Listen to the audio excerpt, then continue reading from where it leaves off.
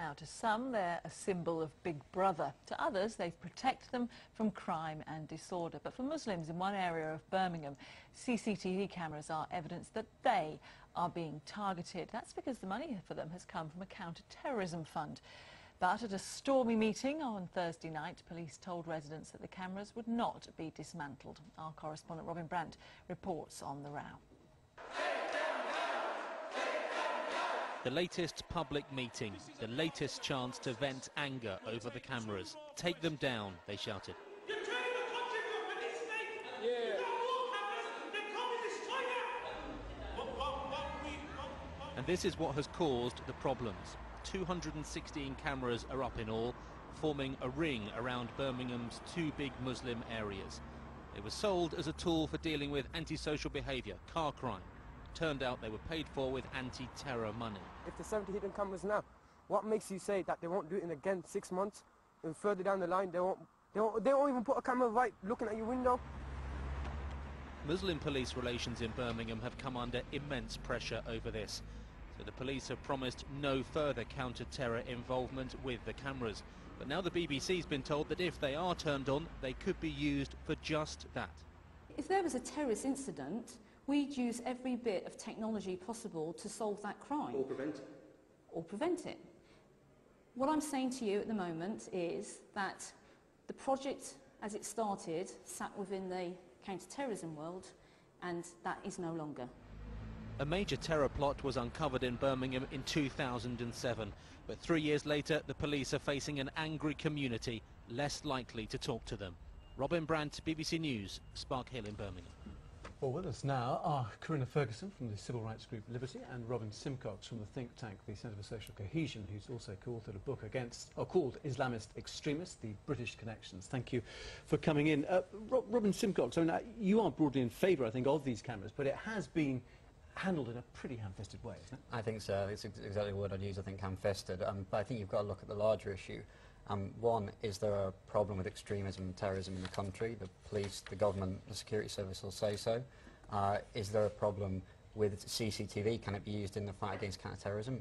Terrorism cases again and again have proved it can. And is there a problem with, in certain small pockets of Birmingham in the Muslim community? 12% of terrorist convictions between 1999 and 2009 were from people in the Birmingham area. But you are targeting a whole community here. It's a blanket approach, isn't it? Well, I mean, I can see why people would think it's controversial, but at the same time, the police's main role, of course, their only role is to stop crime. And what would they have them do? I mean, should they put CCTV in areas where there isn't these levels of extremism and terrorism? I don't think they should. I think people would be disappointed if they did. So, Corinna, the idea here to stop crime, and the police are doing roughly the right thing. I think the real point is that you don't defeat terrorism by targeting an entire community for surveillance based on their race or religion. This is a discriminatory scheme, and it's very unlikely to be effective. Instead, I'm afraid what's likely to happen is that it will be counterproductive in terms of tackling extremism, because the resentment in the community in being treated as suspects, as they are being, it is very high and is understandable, I think. And there is a broader point as well about the massive increase in the use of CCTV cameras around the country. This isn't just an issue that affects Birmingham, and it isn't just an issue for the Muslim community. It affects all of us, and we really now need proper regulation to make sure that these sorts of misguided schemes don't happen. You clearly have there's an ideological argument which you pick up on there, but let me just go back to your point that it's not likely to be effective. Why do you feel that? Well, a vast number of the cameras that have been installed in these areas are ANPR cameras. They detect your number plate on your car, and that's completely dependent on the person driving a car which is registered in their own name. And of course, if the person that you're looking for uses another form of transport or uses somebody else's car, that's very easily evaded. The police have much more directed and specific powers to keep suspects under surveillance where there are good grounds for thinking that people are up to no good. And really that's the way of dealing with a genuine terrorist threat, rather than alienating an entire community. Is there any way, Robin, that this can be adapted subtly, do you think, to meet the demands and the complaints of the community? Because, I mean, this ring is in place, isn't it? I mean, if you could fund it from a different source of money or something like that. I think the funding was a big problem, and my guess is they may try and do something similar along those lines, because the ultimate problem is that the problem in this area hasn't gone away. I mean, we can talk around it, but if there are extreme elements, we know from the stats that people from this area have gone to commit terrorist acts and been convicted of terrorism. What do you do? I think the police have to monitor, and of course it's not going to be popular, but police very rarely are popular. And actually, when you said, Corinna, that it was very divisive, you could see from that report, actually, how socially cohesive this actually had become. The whole community had pulled together in their absolute fury. Well, that's true, but unfortunately the relationship between the community and the police has really broken down. And I do think it would be a mistake for the police to try to salvage anything out of this scheme, because the original basis for it was so flawed.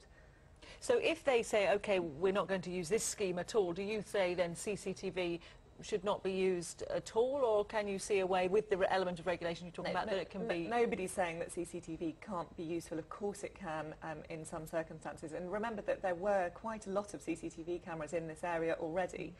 And we're not suggesting there shouldn't be any at all. We're just suggesting it should be used appropriately and proportionately to the crime levels in a particular area, and there ought to be proper regulation of it to make sure that people's personal privacy isn't thrown away. And Robin, on this ANPR, I mean, another point that could be made is that if that's just tracking number plates, you know, people can borrow cars, use other people's cars, bring other cars in, change number plates. What are you achieving with that? Well, I think this goes to prove that the scheme is far from infallible. I think everyone would accept that. But I think you've just got to look at the wider point. We talk about disproportionality. Unfortunately, when you look at the stats, 12% from Birmingham, that is a high amount. So I think the police, maybe this isn't the ideal way to go around it, but to wish this away and say we shouldn't use CCTV in these areas, as some people did. Yeah, but 12%, but 82% of the population being targeted because of that. Sure, well, but I don't think it's 82% of the population. I think also a lot of people seem to be under the impression that the state is going to take these and monitor everyone at all times, all day. I mean, we don't, of course, live in a police state, and I do think there's a bit of paranoia about this argument at times. OK, Robin Simcox, Corinna Ferguson, thanks very much for your time.